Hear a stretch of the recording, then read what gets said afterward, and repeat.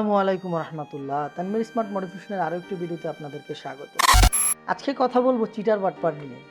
আমাদের লাইফে প্রতিটা মানুষের জীবনেই এমন ঘটনা ঘটে থাকে যে আমরা অনেক সময় প্রতারিত হয়ে যাই। অনেক বিশ্বাস করার পরেও মানুষের কাছে প্রতারিত হয়ে যাই। যাদের কাছে আমরা আশা করি যে না, সে আমাদের বিশ্বাসটা রাখবে, তারাও আমাদের সাথে বিশ্বাসঘাতকতা করে। এবং আজকে আমি ৩টা জিনিস আপনাদের বলবো যেভাবে আপনি চিটার, বাটপার, ধোঁকাবাজ, স্বার্থপর মানুষদেরকে চিনতে পারবেন। ৩টা লক্ষণ আমি তাদেরকে বলবো। ১ নম্বরে আমি বলবো, চিটার বাটপারদের মুখের মধ্যে অনেক মধু থাকে। তারা যখন আপনার সাথে সম্পর্ক গড়বে তখন আপনাকে সে এত মিষ্টি মিষ্টি কথা বলবে যে আপনি তার কথায় ভুলে যাবেন। সে ভুলেই যাবেন যে আপনি কে, সে কে।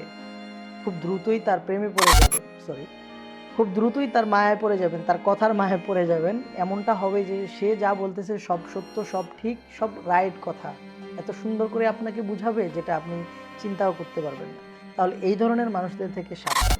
২ নম্বর হচ্ছে, যারা আসলে এই ধরনের লোক হয়, বাটপার, চিটার, মানুষকে ঠকানোর চিন্তাভাবনায় থাকে, ধান্দাবাজি করার চিন্তাভাবনায় থাকে, তাদের মেইন জিনিসটা হচ্ছে কথায় কাজে মিল না থাকা। আপনি খুব খেয়াল করেই দেখবেন, সে যখন আপনাকে বলবে তখন সে অনেক কিছু বলে দিবে। সে আপনার জন্য অনেক কিছু করে দিতেছে, অনেক কিছু করতে পারতেছে, তার অনেক ক্ষমতা। কিন্তু যখন সে করতে যাবে সে আপনার জন্য কিছুই করতে পারবে না। তাই দেখবেন তার কথা আর কাজে মিল নাই। অর্থাৎ কথা আর কাজে যে মিল না থাকে সে একটা মিথ্যাবাদী। তাই এই ধরনের লোকদের থেকে আপনি সাবধান থাকুন এবং এই ধরনের মানুষদের থেকে অনেক দূরে থাকুন, অনেক ভালো থাকবেন। এরা মানুষকে আশা দেখিয়ে, লোভ দেখিয়ে মানুষের সব কিছু কেড়ে নেয়। যখন তাদের স্বার্থ হাসিল হয়ে যায় তখন সে আর আপনাকে চেনে। উল্টা এমন ভাব করে মনে হয় যেন আপনি তার কাছে কোনো অপরাধ করেছেন। তো এই ধরনের মানুষদের থেকে সাবধান।